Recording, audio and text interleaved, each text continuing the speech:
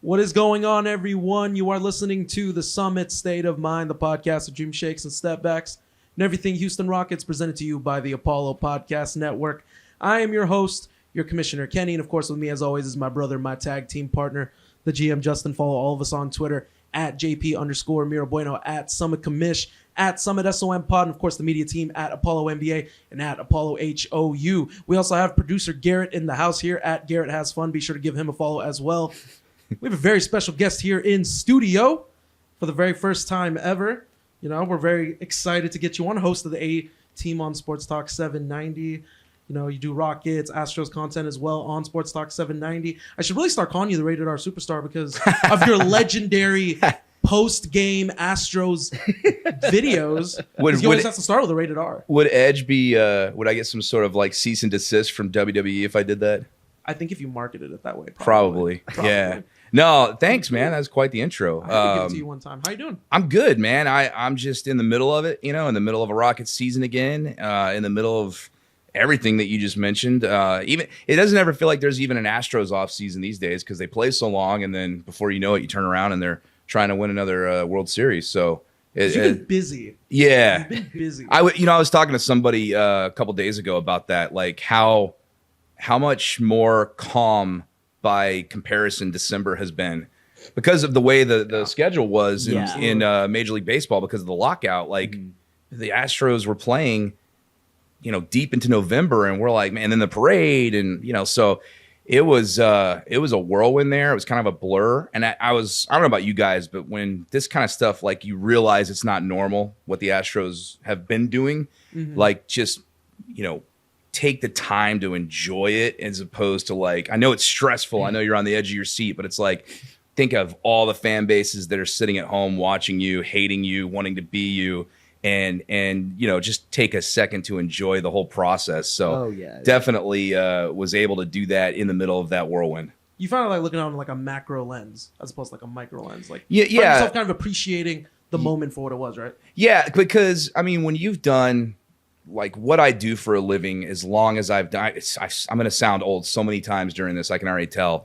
Like I'm 41 years old, and I was 13 and 14 when the Rockets won those two championships, and I vividly remember it. So I'm blessed from the standpoint that I wasn't in diapers when it happened. You know what I mean? See, you're in better luck. Facts. I was 4 years old when we won. I run into people like you all the time, and it's you know, it's cool that you were able to be alert enough to know what was going on, but then it also makes you remember you were 13 and 14 when they won last time, and you're not anymore. And so what the Astros have been able to do is, as an adult, I can see what it's like and appreciate it maybe in different ways that I wouldn't have as a kid. But I mean, we were at the parade the other day. I was there with Wex, and we wound up at like Smith and McKinney, and I was talking about in 1994, the first parade.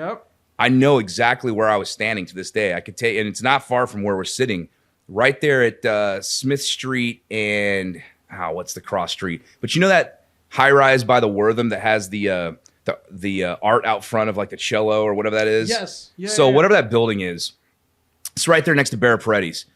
And there's it's not there anymore. I'm sure they've remodeled it. There's a street sign there, like a "Don't walk" sign. Yeah. I stood on top of that as a 13-year-old and watched Hakeem on the fire truck go past me. So, like, comes full circle. A few weeks back, I'm at the parade, and I'm like, wow, this is different. You know? Yeah. You're not the man on the random pole anymore. Like, well, if I had gotten up on that street sign, unless I was wearing an American flag Speedo, I would have been told by the police to get down. Shout out to Josh. But I'm glad that guy was there. Yeah, Josh, he wasn't busy that day apparently. He was there too, right? The guy I'm talking about that was on the street sign in the Speedo. We saw that. Yes. That's what I'm talking about. We saw that. Yeah. Dope. I didn't even know. When I first saw my so Josh too. I think he's the only guy that the cops were like, didn't say to him, get down, because there was tons of people trying to get up on things around me at the parade to get a better vantage point. And the cops were like, down, you know. You can't, you know, the city will get sued or something like that. Of course. You can't have that happen. One bad fall, right? But I get it, man. It was cool. Like Houston really showed out, and it was cool to see as an adult versus as a kid. No, absolutely. Adam, I want to take a step back. I want to know a little bit more about you, just kind of like as a person. Let's take a step back. You really want to get to know me? Let's get the history. Adam's like, buy me dinner first. My God. Buy me dinner first. God, golly. It just depends. You're at least a 6 or a 7. No. It's like just some coffee will do. It's like, just take it there with a cup of Well, coffee. I'm pretty much an open book. What do you want to know? Fantastic. No, just like kind of like where your roots were from. Like I know you're from here. Yeah. Born and bred. Like what started your love for like sports? You know, basketball, football, baseball. Well, okay. So funny you should mention that because the fact that I do what I do for a living is kind of a minor miracle, and the reason I say that is because I love my parents, Brent and Darlene, shout out, and my dad's in radio, he's in broadcasting, but like he and my mom could care less about sports. Yeah. Like they were not into sports, so like I didn't really watch. I wasn't around. Like my son comes in the room, there's a game on. Doesn't matter what time of year it is. There's always going to be something on. And if he decides he wants to be into sports, he's 4 years old. If he decides he wants to be into sports, cool. But if not, that's fine too. That's how my dad was about what he was into, but he wasn't into sports. So I was kind of like slowly but surely like a sponge to friends of mine and other family members that were into it. But I didn't really like start watching sports regularly until I was like 12 years old. Mm-hmm. I mean, literally, like the reason I started watching the Rockets, you guys will get a kick out of this. The Olive Garden had a contest where you could put in a winner's slip, fill it out with all of your info, and you won a contest if they drew your name to be ball boy for a night at the Rockets. Okay. So I would go in there on Sundays after church and stuff it with my name, like over and over and over. Because I was like, that sounds like it'd be. It wasn't because I was watching the Rockets, though. I just was like, I wanted to win this contest. Yeah. And I'm like 13 years old, maybe. So they call me and I win. And February 15th, 1994, the Atlanta Hawks are in town.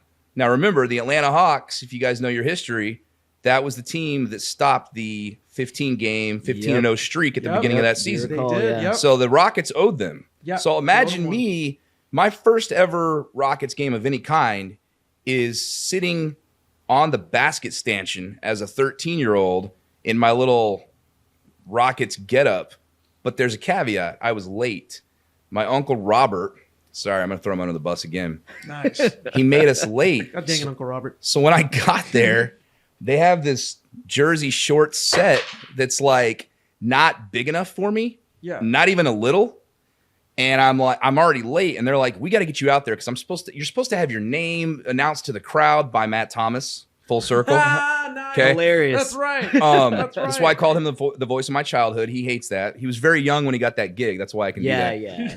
But like, you get your name announced to the crowd, spotlights on you. You're supposed to have like an 8x10 glossy taken with the whole team, autographs, all this stuff. All this stuff I didn't get to do because I was late, except for the announcement to the crowd, wearing Daisy Dukes essentially, because the shorts were probably good for like a 9-year-old.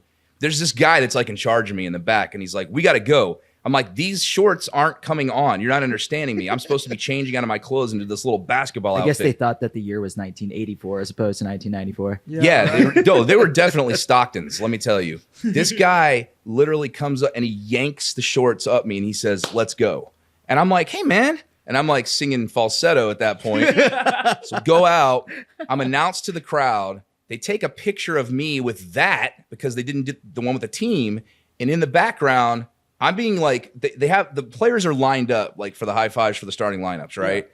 And I'm going down and I'm slapping high five with Matt Bullard, all these people, and over on the bench are the starters. So Kenny's over there, Dream's over there, and Robert Ory's over there. Okay. In the picture, which I still have in my home to this day, framed on the wall, nice, is Robert, and he's looking at me in these shorts that are too small for me, and he's looking at me like this. And it's like perfectly captured in the picture. So years later, I get Robert to personalize that photo for me. And he says, I'm sorry. He goes, I'm sorry about the look, but come on, man. That's what he wrote. That's what he wrote. But so that was my first Rockets game. They beat the crap out of the Hawks that night. John Concac started against Dream. So that was John Concac. Wow. Yeah. So that was my first, and like I was hooked because think about it. they're awesome. They win the title that year. Yep. Then they win the title the next year. That's my introduction to NBA basketball. What an introduction. I was like Sam Cassell. Oh, it's going to happen every year this year. Like his rookie year, he wins. His second year, he wins. That's how it felt. So I was like a Rockets fan for life after that. And you all know about what happened the second year and the trade for Clyde. So anyway, all magic. Yeah, point being, I didn't have your traditional sports upbringing, but then that became, a little baseball, a little football, and slowly but surely I ended up going to Sam Houston State. I know I want to do sports for a living.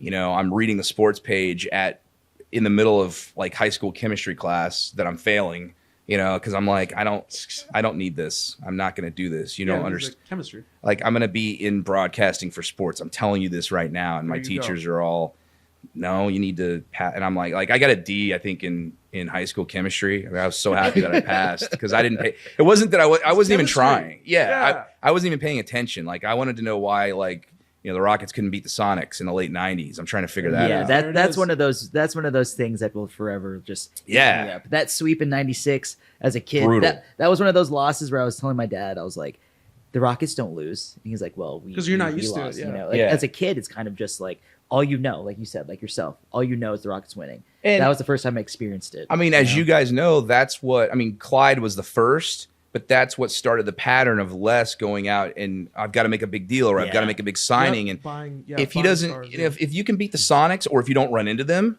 which let's face it, it's probably why the Rockets won that first title. Yeah, you're not wrong about that. If you can't beat them, then you do a deal where you trade two pieces of your core to get an aging Charles Barkley and then Scottie Pippen and then so it's kind of the downward spiral after that they've been trying to get back to ever since. But going back to the original question, this is the most long-winded answer ever. No, I'm surprised. I love it though. I want give me the discography here. You want to celebrate the entire catalog like Michael Bolton? No EPs, my guy. No EPs. No, I mean, like after I graduated from Sam, I was interning at Channel 2. I never left. That became an editing job. I was also doing radio over at 610. And then I was doing both for a while and not sleeping at all. So it was very unglamorous. I know people think that what I do is, but it's, you don't make a lot of money in broadcasting when you first start out. So I was just making a livable wage and kind of, things happen over time and you go this way, you leave this job, you go to this job. And turns out this is my second stint technically at 790. There was that little you went to 610 in between. There was that little matter of that 11-month unpaid unplanned vacation. But they hired me back and fired the other guy and all's well that ends well. Yeah, no, absolutely. And I think it's just cool kind of just getting here kind of like your upbringing. And it's very you're right, it's not, and we've heard a lot of stories in our day. Yeah. Just hearing bringing on different guests. We've had Matt Thomas on. Yeah. At one point, we had Craig Ackerman on at one point. But yeah, your story is very it is different. It's not traditional. Yeah, not traditional at all. And shout outs to Olive Garden. The MVP of this whole story's got to be Olive Garden. People bag on the Olive Garden, and I married I married an endless salad, and the Andes mints at the end. But I married a full-blooded Italian, so I'll probably never eat at the Olive Garden again. Yeah, no, because probably not. It's against her family code or something. I don't know. I don't blame her. I don't blame her. She's legit. She's from Kansas City. So her mom is she was talking to Teamsters back in the day. They're legit mafia ties. I probably shouldn't say this. I'm gonna get off. Go ahead and cut that off. I'm about to go up there after Producer Christmas. Garrett, we're going to cut that moment. But I've got my mother-in-law's oh, Goodfellas is on. Let's watch it. I've got a really cool in-law fan. They're That's badass. Yeah. So good Teresa's movie. She's got good. She comes from good people, and she is good people. That's awesome. Yeah, that's awesome. Well, I do want to circle back, obviously, because you said your love started with the Rockets. I do want to talk about obviously the current day Rockets. You just started covering them. You were covering them during this entire season. You got Jalen Green, you got Jabari Smith Jr., kind of rounding that core out along with the KPJ, along with the Operating Shangoon. We're 9-19 right now. It's not a great record. Third year of the rebuild. What's been your overall opinion so far from the season? Obviously, and it's tough too because you're coming off a high of the Astros win a championship. Right. Obviously we're doing so well. The city's great, but then you end up coming back to this team that's still kind of in its infancy. You know, Yes. as they're Almost, trying to yeah. get back to that mountain of respectability. So, like, you know, where do you stand? Like, where does your opinion stand of this team so far? Well, I think that, you know, anytime you have someone who's been here as long as Daryl Morey and he moves on, whatever the scenario was, you know, I think some people here give Daryl Morey too much credit. I think some people bag on him for like an inordinate amount of whatever their reason is. But when the guy's been here that long and then you change over to a new leadership of any kind, you're going to be skeptical right away. And no matter what. And then like the James Harden thing, like, you got to realize like so much change happened with the Rockets so fast. I mean, one day, and like the Russell Westbrook year was just weird, but I mean, It was weird. really It weird. did not feel like it was real. I felt like I was legit like in Mandela effect moment. Like, I'm like, Westbrook in a Rockets jersey. Well, it was like in hindsight, it's clear to see. Yeah, that was James Harden behind the scenes, like pushing for this move that he then didn't like and wanted to be traded over. Like, you did this. So there was a lot of, I bring that up to say there was a lot of things going on, a lot of moving parts. But once you're thrust into that rebuild, you might as well go for broke. And the skepticism is, okay, what's Rafael Stone's qualifications? Yep.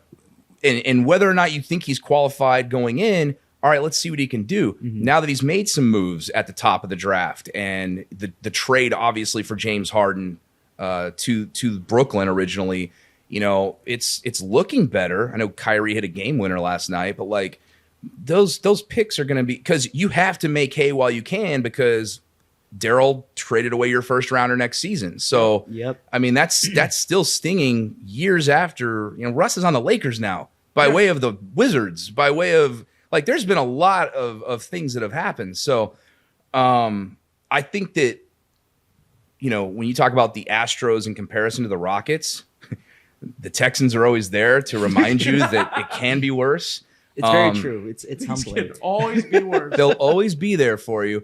And, you know, like, it's a rebuild. It's in earnest. I know that I think this season in particular is frustrating at times because some nights I want them to lose. I really do. I call their games. They pay me. Maybe I shouldn't say this out loud. But come on, look at who's at the end of the rainbow right now. Like, if you can give Victor and add him to this core, like, holy crap. Yes. But then you want to see them take those next steps, and you have the 5 consecutive home wins, and they're over teams like the Sixers and the Bucks, and like you've taken a season series from the Suns. Like, that's not even thought of last year, especially the year before that. So yes, exactly. I don't know. It's a weird time to be a Rockets fan from that standpoint, but it's also an exciting time because if you are going back to my 1994, if you're around and you kind of know what's happening, it's going to make it sweeter when they do become what you hope they will become in just a few short years. Oh, absolutely. I mean, when it comes down to that, like, guys like us, we watched the Astros come up from the 5 straight 100-loss seasons to where they are now, you know, and hopefully, if, like you stated, Rafael Stone, if he made the right decisions moving forward with these draft picks that we have now and the draft picks that we did acquire from Brooklyn, right? Correct? Like, maybe we can reach some sort of success close to that. I mean, that's a lot to ask considering how successful the Astros have been, but what we're hoping is, in terms of a future, is championship aspirations. Well, right? And you've got, I mean, you're literally building it homegrown. Like, you know, you talk about teams like the Warriors that drafted all those players, and you talk about a team like the Astros. I mean, it's very different in baseball, obviously, but when you're picking these players, you're not going out. I mean, it's hard or it's easy to forget that, you know, the Rockets never tore it down and rebuilt since Yao. Yeah. And that was a fluke almost because they had like an 8.9% chance of even getting the top pick that year. Steve Francis was there, yeah. Yeah, Steve Francis was there from that crazy, like, 2-3 team 12-player trade with the biggest trade of all Vancouver time. Grizzlies. Yes. And I mean, like, Scottie Pippen, like, you know, bitched his way out of town. Like, we all remember where we were in 1999. God.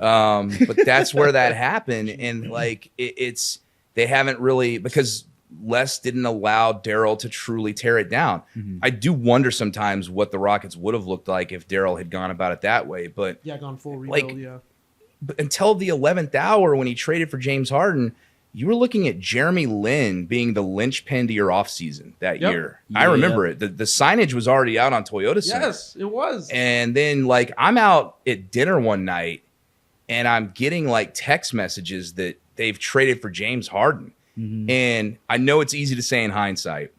I was one of those people that knew he would be what he was going to be. I'm not even like saying this for a fact. No, we are both with you on that too. Yeah. We both believe you too. MVP, I'm not going to sit here and say I knew he was going to do that, but I knew what he was, and I knew that was a big deal for the Rockets to get him. And I knew if he got starters minutes and basically was a centerpiece, you could have big things. So from that standpoint, that was, but you know, it's been so long since even that happened. And 10 years. The infancy, like you said, of this team, it just makes everything so like baby steps, incremental, tough to really get your head around where they're at right now until a few more things happen, until this happens. I mean, they're literally learning on the fly, and that can be painful. And I think it is at times. Growing pains. Yeah. Absolutely. I mean, you're not wrong about that. I mean, going back to that, like in terms of like that Harden trade and the impact that he did make, do you feel that there's a player on this roster that Raphael Stone has acquired that could possibly make an impact that I wouldn't say rival Harden in terms of superstardom, but in terms of having that linchpin in terms of this team and to carry the banner moving forward? Well, I mean, you've got to look at the two top draft picks the last 2 years in very different ways, by the way. What's crazy about Jalen Green, and I know you guys know this because you're diehards, but you know, look at his stat line, and not just like the typical, like look at the efficiency numbers, look at all the, and compare it to Kobe, his rookie year. Thank you. And it's like, I'm not sitting here saying that he. First of all, no, of course not. No, nobody can be even if Jalen like reached his ultimate. He's never going to be the killer that Kobe was, because Kobe was a pathological lunatic. Yes, from a competitive standpoint, 1 in a billion, and that's not taught, and I don't think you can acquire it either. No. I think you're just wired that way because of who his dad was, because of how he was brought up, and everything that goes into it.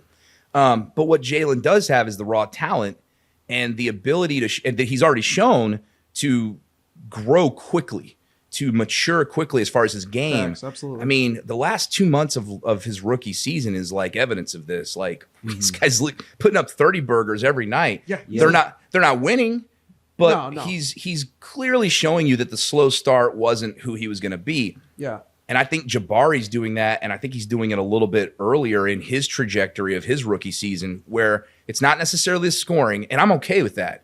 Thank you. Tell the people, please. Look at the defensive numbers. Look at the rebounding numbers for the Rockets this year versus just last year. Thank you. Exactly. He is, you talk about a linchpin, that's a game changer, literally a style changer, a identity changer. And I love that when we got to media day for training camp, more than one key guy for the Rockets sat down and said, along with Steven Silas, we want to be a team that people don't like to play because it's tough to play us. And I think they've done that so far, and they've actually gotten some wins. It's not just, oh, we were competitive against the Warriors on this night. They should have beaten the Warriors a few weeks back. No, I don't blame you. That's how I felt too. Yep. The fact that they played Milwaukee and Giannis got his, and then the next time around, Jabari is like, penitentiary, bro. Just an absolute monster defensively. And I stripping an MVP and taking it the other way with a block shot and setting up alley-oops. Like, that stuff didn't happen last year with Christian Wood. Exactly. You swapped him. You swapped him out, and you just saw the difference right from the get-go. Right. And so, I mean, you add, and I don't want to put a label on like Victor, because he's not a center, even though he's 7'2". He's more of a, but like in today's NBA, you can like mix and match lineups, and it's incredible, the potential. I don't know that the Rockets will get him. I do think it helps their cause that, you know, all three teams are weighted the same at the bottom of the standings, if you will. I just don't know if the Rockets, like it might have to be another 8.9% chance to win that lottery. I think so too. Man, as long as he doesn't go to the Spurs. Yep. Please not. I just don't want to see him in the division. I don't need another Tim Duncan for like a quarter century of excellence. That sucked a lot. No, it's so funny because you're saying about like talking about Victor, like the French Express, which is what I like to call him. I equate it to, and I don't want to. I'm not aging you in any way. Yeah. But I know you'll understand this. Even though we're not born from that era, we weren't even alive from that era. I've seen enough game tape of this guy. I see Ralph Sampson on steroids. I see a lot of that. Now, Ralph obviously, Well, He had the I'm actually handles. almost too young to speak on him. that's what I was gonna say. Yeah, I mean, because you were probably like even like what you were like maybe. well, like, he was gosh. drafted in '83. I was 2. Yeah, so, you were just like a toddler. I was little 3 years child. old when Dream was drafted, and that's back-to-back coin flips. Yes, You're talking about franchise changers. 50. Yep. We all know that if John Lucas isn't doing cocaine and Ralph Sampson's knees hold up, it's the Rockets, not necessarily the Showtime Lakers in the Dominating, 80s. yeah, And maybe 80s. they're going up against the Celtics every year. Like it very easy because they beat the Lakers and in '86, and it was all downhill because of all of the extracurricular that happened. But shout out to John Lucas and what he's become in the NBA, to the NBA, and to this Rockets team. I mean, just an invaluable presence. But yeah, I could see that comparison. I think he's 7'2". Ralph was 7'4". Yeah, 7'2". But he can play power forward. Like, he doesn't even need to be center. Yeah. That's the crazy part. It's exciting, the possibilities. And any team's going to say this, but the Rockets have earned it. It might be. And I know that sounds crazy because they've got such a legacy of bigs, and they were just winning 65 games like a week ago. But, like James Harden really dropped a grenade on the organization. He really did. And that's not the Rockets fans' fault. That's not the front office's fault necessarily. And it's a completely new front office. So I'd really like to see that because I would like to see like a homegrown potential dynasty. But you got to hurry up and wait these days. Yeah, exactly. And like we also have never had the number 1 pick like since what? Since Yao. Since Yao. Yeah. Since Yao. 2002. 2002. So it's been 20 years. We're due. We're due for it. If y'all are listening, basketball gods, I don't know what higher power is here. Go ahead, just hook it up one time first. Yeah. Okay, and then I know in the future, so I want to pivot over topics real quick, but I know producer Garrett's gonna get the camera on it when we get into the editing. But we get pan the camera on the championship belt right here. We got an Attitude Era championship belt because I'm just letting y'all know right now that you are sitting, Adam. You are sitting with possibly maybe 2 of the biggest wrestling fans. I love it. Like, dude, I want to talk about. I need a spotlight that. We need a segment alone just to talk about wrestling. Like, dude, We're all in. WWE, AEW, like there's obviously like that pin right now of like people are talking like there's like Either this or. Monday Night War, which I think is BS. Like this war, and I think it's BS. I think it's just more like more wrestling, different strokes for different folks. That's the way I think about it. But you are an Attitude Era guy. Like talk about that. Well, I'm a Golden Age guy, and then I went away, and then I came back for the Attitude. So guy. you skipped the new generation. I like when The Vince Razor was Ramon hemorrhaging era. money and they were like, all the new characters were cartoon characters and it was just really bad. That's That 1995, 1996 Yeah, time was just and- not and a good watch. I credit my buddy Dustin Kreider for kind of getting me back in it because my senior year in high school is when the Monday Night Wars were starting. Yeah. And he's like, man, you got to watch this guy, fill in the blank over here. And then I get to, I'm like all in probably by the summer after I graduate from high school. So I'm about to go to Sam Houston State and Jericho makes his debut. Yes. Oh, And my I'll God. never forget, he literally debuted the Monday night before I went to my first semester of college. That's the So dope. single greatest debut in professional wrestling history. Easily. Wasn't that an MSG? Was that no, I think it that was that was Chicago. Chicago. It was in Yeah. Chicago. Yes, And yes. Allstate? Yes, Or what- it must or have was been. it It's gotta be the, Allstate. I don't think it was the United Center. I don't know. It what wasn't the was- United Center. They Definitely don't. not. They They were- don't play Because the it was like United No, they don't do 99. ever do I don't know United Center. exactly where it was. But it was so August hot. of '99, The Debut Rock was is like insane. as hot as possible. He's out there cutting a promo, and here comes Jericho. And like, if I wasn't already in, which I was, but that's what really like I didn't miss. And then SmackDown starts like a few weeks later. Yes. Starts. Yeah. So like Raw's there. Now you have SmackDown, and at the time they're taping SmackDown on Tuesday nights, and it's airing on Thursdays. Yeah, way because back tapings. in the There's day. still tapings that weren't live. Right. Yeah. So, that vaults me into college where, and this is not, I was hardly alone. Every Monday night, you could hear it in the dorm. I could walk down the hall and I could hear people watching Raw on Monday night. I'm not That's even kidding. insane. I love that. Because it was that It's the hot. shoot. Yeah. It's the shoot. Yeah. And like, Yeah. I love it. I specifically remember going to Raw at Reed Arena in College Station on a Monday and Yeah. driving back to Huntsville, going to class, and then driving down to SmackDown at the Summit, is what I'm going to call it, on a yeah. Tuesday for that taping. Absolutely. So, and I was in college when 9/11 happened. We had tickets. We're watching Raw the night before 9/11.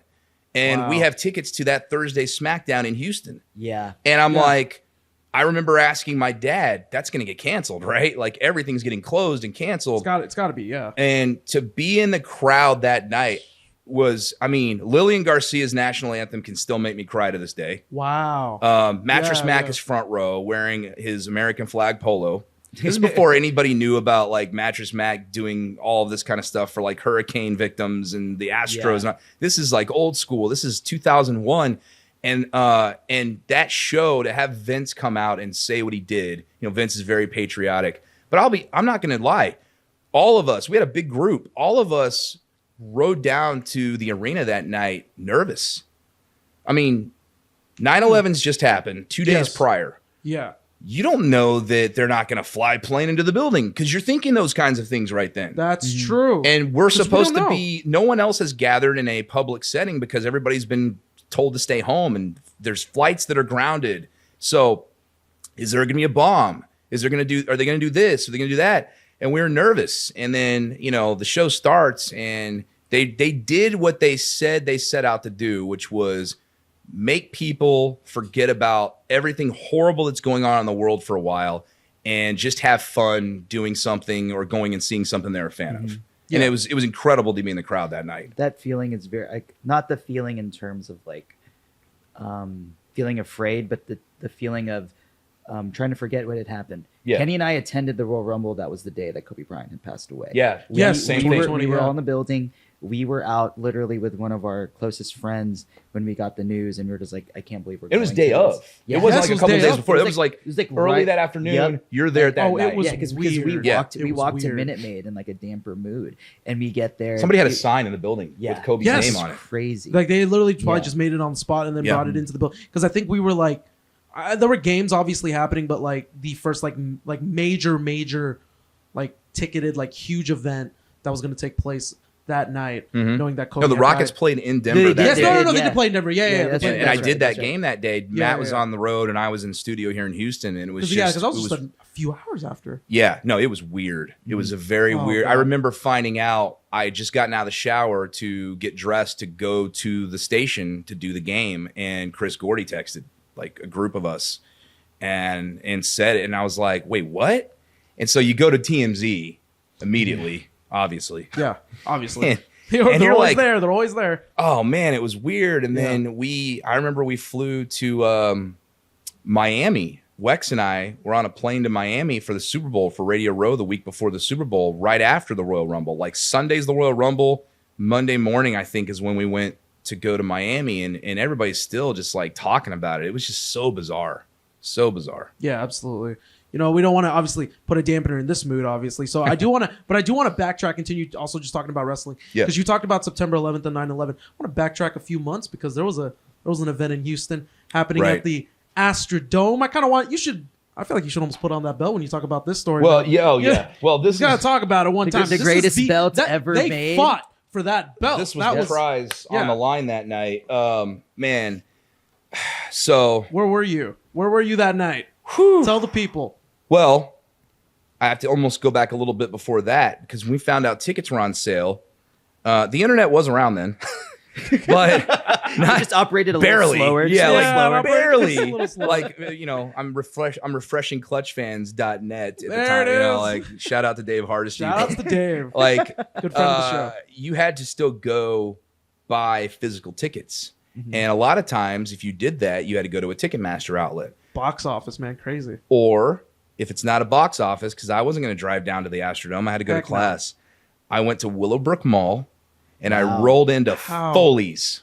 Wait, what? Not They sold it Macy's. there? Foley's. Foley's before. Yeah, I do. Wow. Yeah, I remember Foley's. Foley's was a front for several Ticketmaster locations. God bless Foley's. So I go in, and I'm a college kid with no money, but I was going to spend what I had, and I was in charge of getting, I think 10 seats was your limit.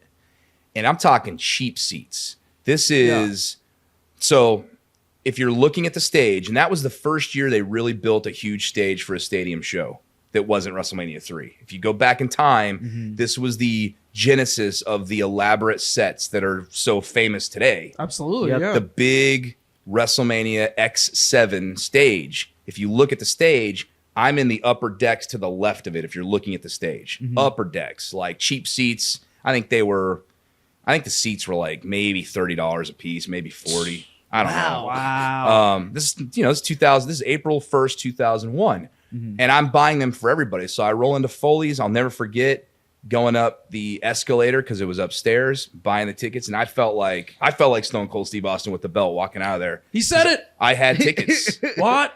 Yeah, no, I felt like the man because I was holding gold. Literally, we were gonna go because we knew it was gonna be a pretty good show. We didn't know it was going to be, and I'm serious. I still say it to this day. I maintain the best WrestleMania pound for pound, in my opinion. It's still argued. Absolutely. To this day is the greatest of all time. I mean, we went knowing it was going to be a good main event, knowing the card looked strong. But I mean, Vince buys WCW like a few days prior, and he's on. We're watching Raw on With TNT USA. on Nitro. And TNT on Nitro, and it's being simulcast, and Shane's in Shane Panama pops Beach, up. and we're like, this is awesome. Like, this is like, it was already great. Like, this is like taking my dorkdom to the next level because like they're on two channels right now, and Vince bought the company, which, you know, as we found out later, wasn't much to buy. It was basically he was buying the catalog of video, that's which is awesome because look what he turned around and sold it to Peacock for. Hell yeah. But like, this is the genesis of all that. So we walk into the Astrodome. They're still building what at the time was Reliant Stadium on the other side. They're still building it because the Texans don't exist. They exist, but they're not a team yet. Yeah. So like we passed the construction on the way in. Shit. And you walk in and you're like, man, this is massive. This is so cool. I haven't been in here in so long. Yada yada yada. And the show is just, I mean, it was so incredible because Undertaker versus Triple H was such a good match. Nobody expected that. Yes. Oh yeah, absolutely. Easily.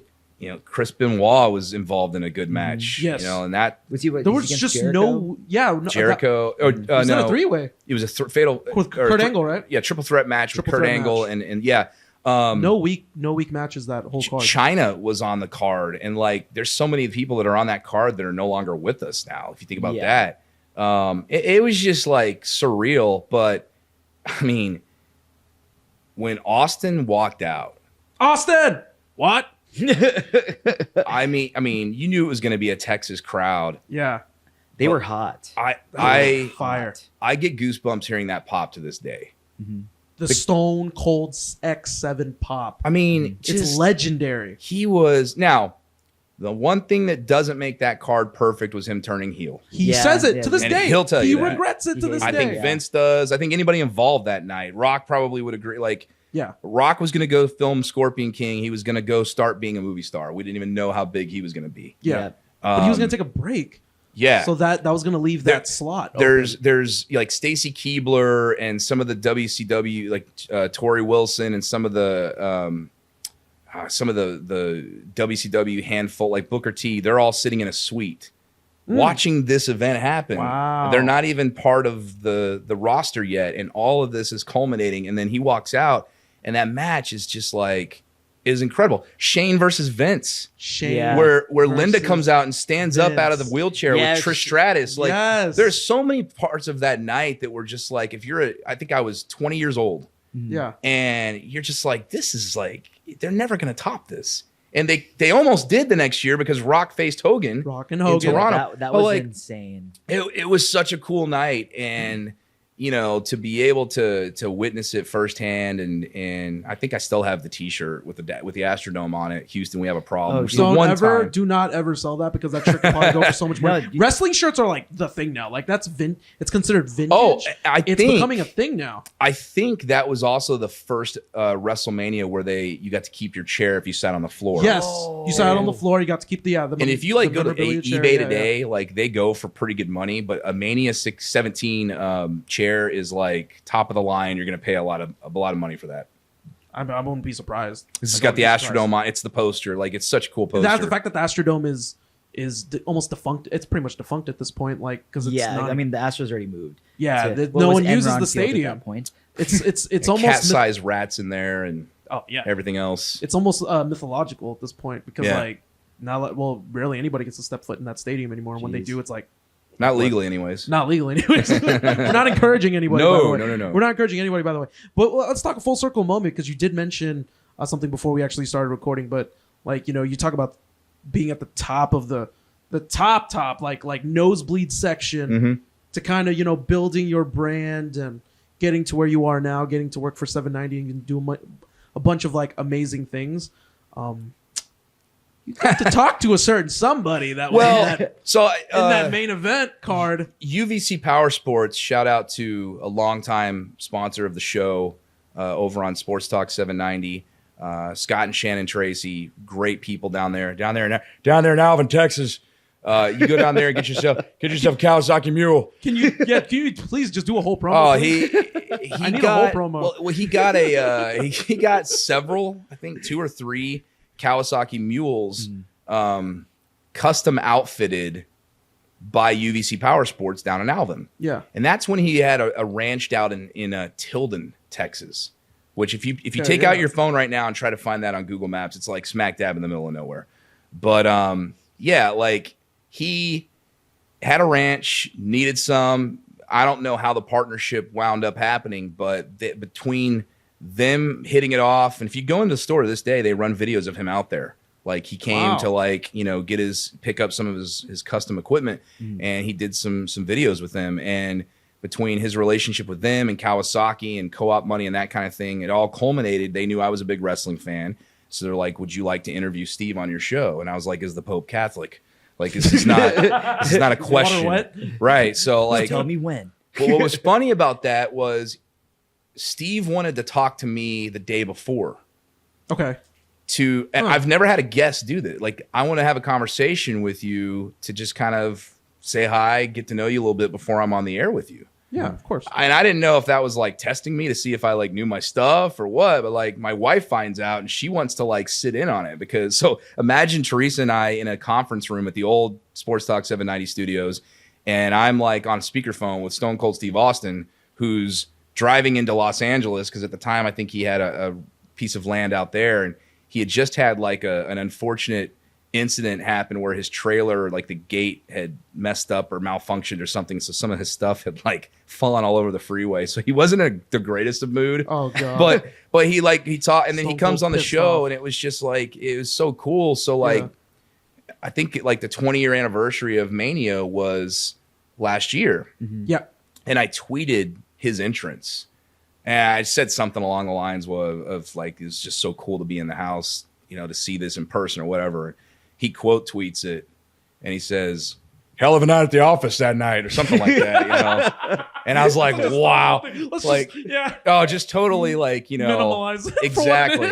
By the way, like, huge gate, huge draw, awesome match, great card, but to be able to just like to see him last year or this past year, I guess earlier this year at AT&T, and I said, I texted him after I left. And I was like, that's really, that was awesome. You still got it, that kind of thing. And he was like, appreciate it. Fucking killed it. Yeah. And then I thought it was cool that they had him come out in night 2, because now that WrestleMania has become a 2-night event, and no one expected it. Maybe you didn't get to go to night 1. You got to see him still.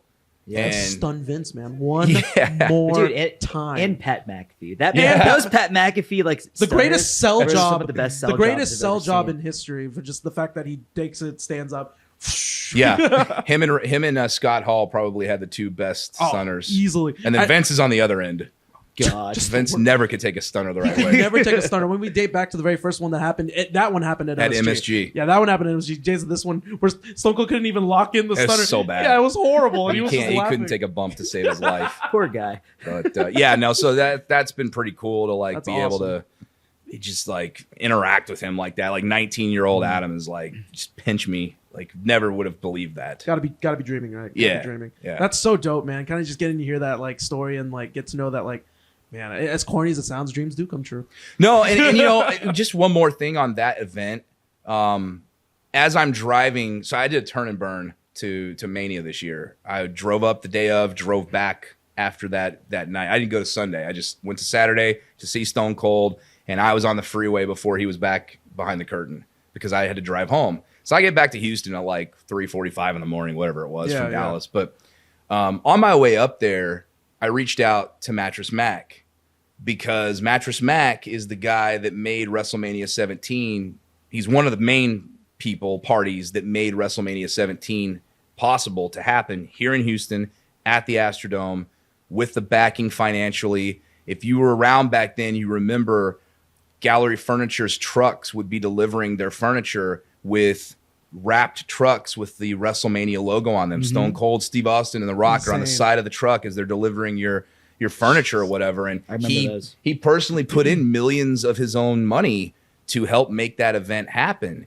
And so I texted him and I said, listen, I'm on my way, because I've gotten to know him in the years since, obviously. Of course, yeah. And I said, you know, this is gonna sound cheesy, but like I was just thinking about that night because I'm driving to WrestleMania and as a solo trip by myself. I sat in the press box. It wasn't like I bought tickets or anything like that. Yeah. But I was like, you know, I just want to thank you again for making, you know, a 20-year-old kid in college's night like awesome that night all those years ago. And I knew he would get the sentiment, text me right back. He's like, appreciate it, like a bunch of emojis with like the American flag, and like, you know, he's the best. Like he's a really good dude. He's a Houstonian, you know, through and through. And it was just it was a cool text exchange on the way to another WrestleMania here in Texas that kind of like was full circle to that kid that went to WrestleMania 17 at the Astrodome at age 20.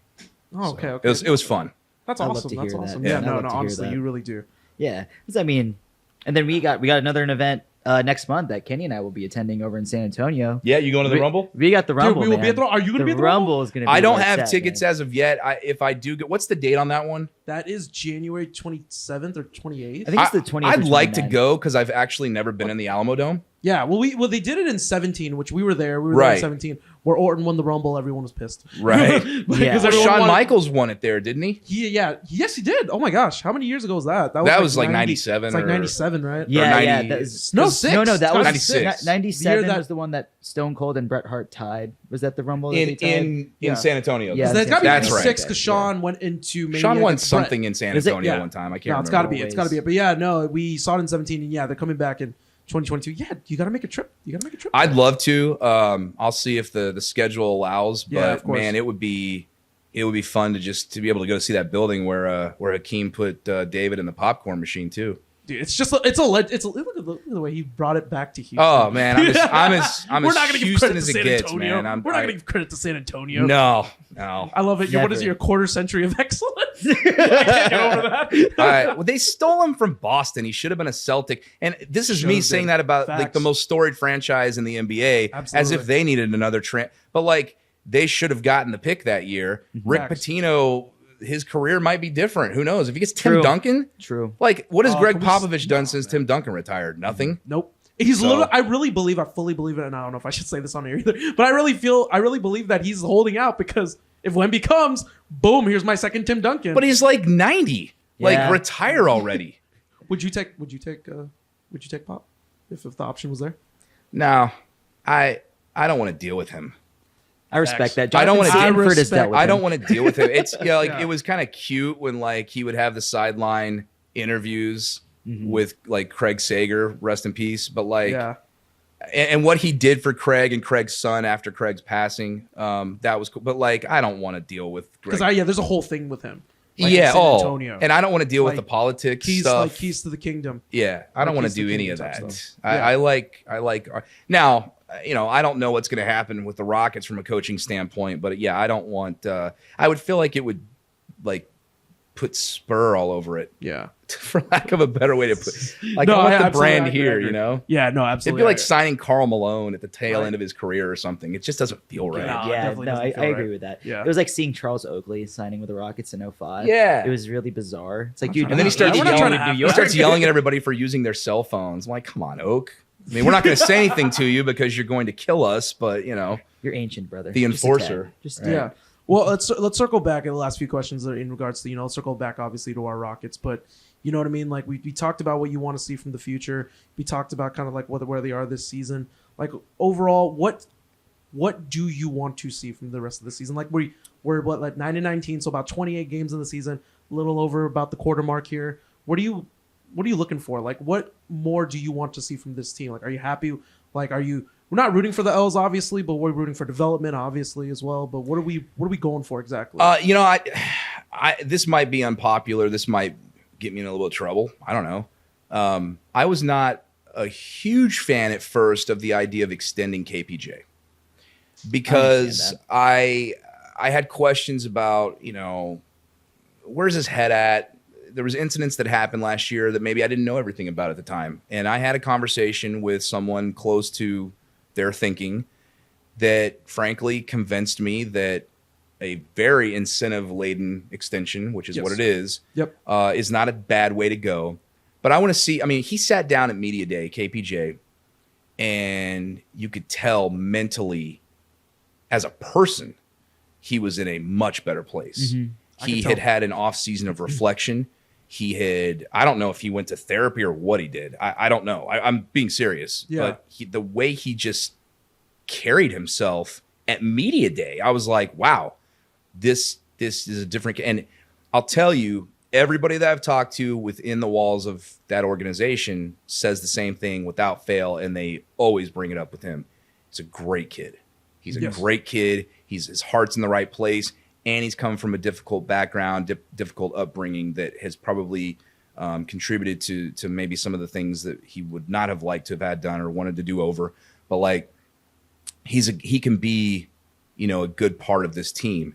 But you're only going to go as far as the two players that you've taken at the top of the draft, and then what you add around them. Whether that be, it's the NBA. There's always going to be a unhappy superstar, a disenfranchised superstar, a grumpy, not too. Yeah, that's why the Rockets are in this place because of that happening to them. So. It's, by the way, it's not part of the NBA that I'm a fan of these days. I don't like what the league has become from that standpoint. I don't like the musical chairs with the superstars and teaming up with your best friends. Call me an old man. Call me get off my lawn guy. I get it when Charles Barkley is saying some things like that, where he's like, we didn't do that. I get it. Things evolve. Things change. But you might need to rescue a superstar to get you to that next level. That's what happened with James Harden. He over $5 million. This supposed genius, Sam Presti, pissed away a title run, in my opinion. Oh, easily. You had an opportunity. You re-up with Serge Ibaka instead of James Harden. That's what it comes down to. It was the amnesty Perkins rule. They could have amnestied Perkins, I remember. Right, that's what it was. But then you traded James Harden for Jeremy Lamb. And Kevin Martin. And what turned into Steven Adams. Yeah, which was a nice piece, but that's not. Come on, Harden. man. That's not a championship, my guy. The next time Steven Adams wins MVP for the league will be the first. You traded a future MVP for just a ham sandwich. The only worst trade in Houston history from our side would be DeAndre Hopkins. So that it wasn't quite that lopsided, but I'm sure glad they did it because the Rockets were right there. Right the lip of the cup. Yeah, they really were. Hamstring away, as they say. Yeah, they truly were. You'll never convince me they weren't going to win that title if not for that. Nobody. And I love that in most of the media outlets, Draymond Green included, Kevin Durant included. I'm if I remember correctly, that they got on their podcast and said, they're the only team that sniffed beating the Warriors. Yeah, they sniffed them and fully at full power. Other than LeBron with Kyrie. Yeah, at full power. But even then, LeBron with Kyrie didn't even have KD at that moment. Yeah, they didn't. Play KD. And then they didn't. And then when Kawhi won, Klay Thompson was on one leg. KD was injured. They were basically a shell of what they were the prior years. Some could argue I know they won last year, but I don't know how much the Jordan Poole punch carries over, but they're not right. No. Yeah, and now Steph's out, but they weren't right before Steph got hurt. So I think the West is wide open. Yes, I think, and conversely, if you're James Harden, if you're Daryl Morey, if you're Tad Brown, if you're all these former, I don't see the Sixers winning the East. They're not better than the Bucks. They're not better than nobody's better than the Celtics right now. And pound for pound, in a 7-game series, there might be some other Eastern Conference teams where I don't think the Sixers get out of it. I love Joel Embiid. I've got a soft spot for Daryl Morey, but Yeah, we all want to see them win, to be honest. I hate to say that. Do you really? I want to see them You win. want to see James get a ring? I do. Because I don't. I know you don't. Like, I know I'm the opposite. I know you don't. Like, I want him to be Oh, like, we I all want him know. to be as miserable as possible. Yeah, and I want him to be like going to like, you know, like I want him to be like Gary Payton and Karl Malone at the end with the God. Lakers, like latching on and trying, and it's not working. It's I just want not like working out. I Yeah, want yeah, Ben yeah. Wallace to show up and like say, nah, not on my watch. Like I don't want James to ever be a part of a championship team because of what happened. And what's funny about that is I have more than a dozen people saying, just watch, he's going to come back here. What are you going to do if he comes back here? I'm like, I'm not going to change anything. Yeah. You know what I mean? People that have been come and gone to Houston since I've been doing what I don't.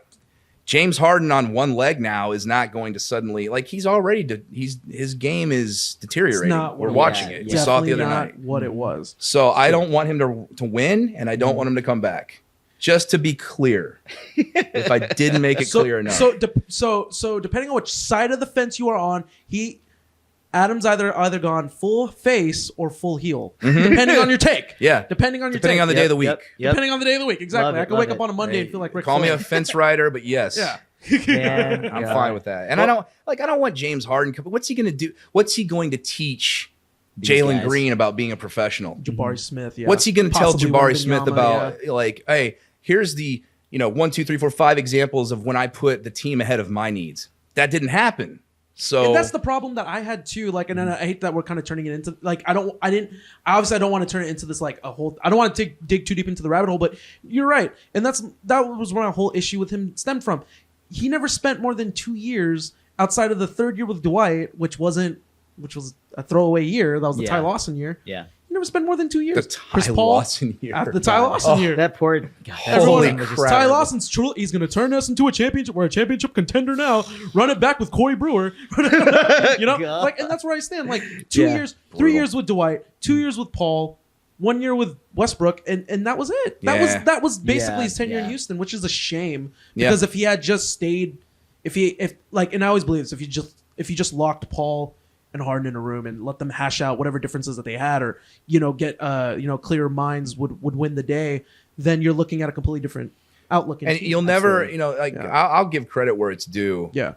You'll never convince me that Giannis should have won the MVP Oh, the 19 next year. No, nope. When you have members of the national NBA media writing articles on ESPN before the season begins saying, well, we gave James Harden his MVP award, so that's out of the way. Essentially, that's what they said. Like, come on. Like, the fix is in as far as we don't know Easily. who it's going to be, Easily. but it's not going to be this guy, Nope. even though all of his numbers across the board were better significantly, especially from a scoring standpoint, Guardable tour too. than when he won it the year prior. Milwaukee had a better record. Chris Paul was hurt. Chris Paul wasn't the same, what have you. But like James was single-handedly dragging them to the finish line. And That's what Westbrook did. 2 years prior with when he averaged that triple double. right. He took a ragtag. And you could team. argue that Yeah. James should have won that one. There you go. I mean, it was, Yeah. He was the there every sixth year. seed is winning the Yeah. MVP award this year because he's averaging a triple double. But next year, but you can't win it the year prior. Steph needs to win it because his record is better. Yep. Well, stop moving the goalposts. Exactly. Tell me what it is. narrative-based. Consistency Is it the was best? never key. Yeah, to is it the voters. best record or is it the Never. most valuable, best player? Yep. Because it doesn't. I mean, it changes from year to year. It really does. I mean, when And it's Ramona amazing. Shelburne's on ESPN saying, "I vote Yeah. for narratives," what? The Like, fact that come you on. admit that is just Yeah, God. It's like they're just not even. god-awful. Well, at this point, they're not even hiding. They're it. not Like, even we're hiding just it. running. Yeah. They're we're no just they're running no the gauntlet different here. than politicians. You know. And I'll leave it It's at true. that. There it is. It's true. There it is. There it is. Okay, Adam. Before we go home here, one more question. In 10 years is going to be the year 2032. When you think of the Houston Rockets, 10 years from now, make your prediction. What are we? 2032. What are the Houston Rockets in 2032? I'd like to say that they've won a championship during that span, God, I was like, please say. I I hope. was like, please say the right thing, Adam. just one. but I mean, it's 1995 is a long time ago, Yep. and it is the most superstar driven league on the planet, and it's not even close. Look at the Yankees just re-upped with Aaron Judge. They had the home run king. What did it get them? Patrick Mahomes is a phenom. He's got one ring. Same with Aaron Rodgers. The Crazy when you think NBA, he who has the most toys, like it's an arms race. It really is. You gotta get the nukes. You really do. And if you don't have them, you're gonna be on the outside looking in. And you might have a deep run, a la 2018. But now Scott Foster, I'm not gonna get into that. But like we'll save that for another episode. You have to. I mean, they didn't have all the nukes because one of their nukes malfunctioned in Game 5. It really did. And if you don't have all the weapons, it's just not going to happen for you. Yeah. At least the way the NBA is currently constructed. So I would hope that they add to this core. I'm not ready to say that either one of the guys are going to be superstars. Jalen's obviously the obvious. He would be the obvious of the two that you would point to that could, but I don't know that. And you're going to need a lot more than what you have. But I'd like to think that they win a championship in the next decade. And if that's the case, then obviously things have gone very well from this point forward, because that's what it's going to take. Absolutely. And we're going to be partying in downtown, and I'm going to be at that parade as opposed to this parade that I had to miss. So, Yeah. Okay, so, let's get ready to go home here. Adam, look, first of all, big shouts and thank yous to you, good sir. It's just a pleasure to get you on. I know we've been in talks now. What, like 3 years or something? It's been a contract talk it's been now a bit. It's been a bit. We started. That's my fault. Dude, That's you're all good. on Blame this yourself. side. Now he's just gone full face on us. Thank you. The baby face he is. Yeah, if you guys don't understand wrestling talk, that's on y'all. Yeah. So, you got to understand. It's the greatest lingo in history, in my opinion. But we This just is not a appreciate- shoot. No, Nope, not at all. Not at all. Fame. But we just appreciate getting you on. Obviously, it's been like. Yeah, we've started 2.5 years, 2.5 years ago, roughly. So it's just a pleasure getting you on and getting to kind of know your story and just and shooting the shit, just hanging out with you, man. So we appreciate you. Give us your ads, where the people can find you on social media and where they can see you on 790. Yeah, at Adam Clanton, Clanton, except for on Instagram. Some guy has at Adam Clanton and won't give it up. So there's an underscore in between my two names there. But other than that, you can find me on Instagram, Facebook, and Twitter, which I've kind of reined it in. I don't get into it much anymore. Once it started hitting my pocket.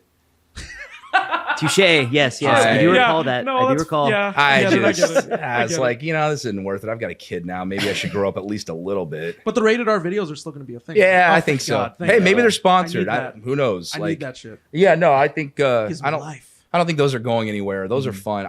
I'm not. By the way, just since you brought that up, Yeah.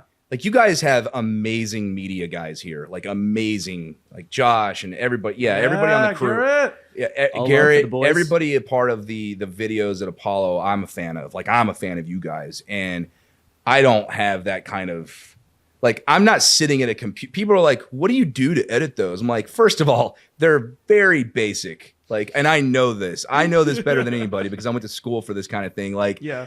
I'm not sitting at a laptop or even a compute a PC or whatever. I'm not in an editing suite. I'm sitting in my theater room on my phone, cackling to myself, on Video Shop. It's not fancy. So those are, but they're my way of being a part of the Astros fan base community, whatever you want to call this thing that we've got going here. That's so much fun to be a part of. I would think, in a sense, you guys were born of what the Astros' success has been. And so Absolutely. From that standpoint, that stuff wasn't around in the mid-'90s with the Rockets. The Astros have given John Boy a career. So, Yeah. True. Facts. they are... Absolutely. I mean, nobody would care about him if it weren't for that. But, it's just cool to see guys like you and just everybody that has latched onto this freight train and made something positive out of it. It's really cool to be a part of too. And I appreciate the time from you guys just as much. Oh, I appreciate you, man. Absolutely. Justin, you're always the go home here. Let people know where they can find us. Take care of business, my friend. Well, Do you want to wear this while you do that? Yes. You know what? We're take it. switching. I'll take it. Yes. Actually, let's do something different. Go ahead. Start your thing. I got an idea. Go. Oh, yeah, am I ready for this? Yeah, just go. no just pressure. Go. Do your thing. Follow me on What? Twitter. What? At Adam, you gotta do it with me. What? _ Mirabueno. What? Follow the podcast on Twitter and TikTok. What? At Summit, SOMPOD. What? Follow the squad, the fam, at Apollo NBA. What? and at Apollo HOU. What? There you go. And shout out to our boys at Sam and Davey. What? Our friend Chris took care of us. Gave us this nice shirt here. Let's go quick shout out here. I legit felt like I was doing a promo there, but it obviously just was a little too structured. I had my bullet points on my hand like The Rock did. Oh, stop. I was a little too prepared. Didn't go too much off the cuff. Don't call him out like that. I like that. He just did you see that? He just threw outed shade at him. The Rock, man. He just outed The Rock. Wow. Shout out to our boy Dwayne. Shout outs to Dwayne. We He went government name on him. watch Young Rock. We're government such fans of the show. Fucking know the guy. He's like Dwayne, good friend of Apollo. Well, Open invite anytime. There you go. Open invite whenever you want to come talk smack with my brother. Your brother welcome to come to the show. So then let's go ahead and close here, Adam. Appreciate you once again. Thank you so much for your time, and enjoy the Rockets game. You're gonna be there tonight. Get over and got do a game some work, tonight, man. guys. Damian About to do Lillard's in work. town. Jesus. I don't hate him like I don't everybody hate else him. does. I don't hate him. I'm just He's one of the just tired of non-rock. Yeah, I'm just tired of him. He'll probably go out for 35 tonight. Oh, We'll easily. see. It's gonna be a 40 piece. Minimum. Yeah. We're going to go I can ahead see and it. go home here. We appreciate y'all. You can follow me as well on Twitter at Summit Commish. And we appreciate each and every one of you that continue to listen to us. Follow at Apollo Texans. Go ahead and listen to them off the gridiron. You can also find them on YouTube. And also go check out Beyond the Diamond podcast with La Lima and Dez when they talk about Astros. So be sure to give them a follow and give them a listen as well. And of course, once again, follow the media team at Apollo NBA and at Apollo HOU. This is the Go Home here. We'll see you guys next week. Take care. And on the send off and on the Go Home here, go Rockets.